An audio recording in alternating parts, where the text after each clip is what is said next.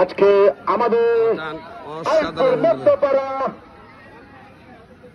Season 3 football টুর্নামেন্টের প্রথম match শুভ উদ্বোধন হতে যাচ্ছে মাদক বিরোধী 2025 ফুটবল টুর্নামেন্ট।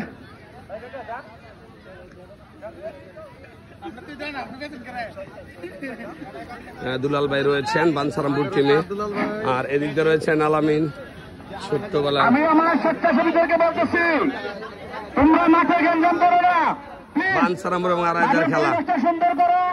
অল্প কিছুক্ষণের মধ্যে আমাদের 2025 আলিপুর মধ্যে করা সিজন 3 ফুটবল টুর্নামেন্ট মাদক বিরোধী উদ্বোধন হতে যাচ্ছে অল্প কিছুক্ষণের মধ্যেই।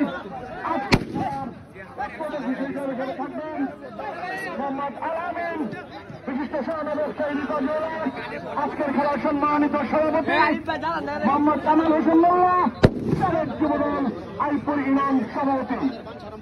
আমাদের মাঝে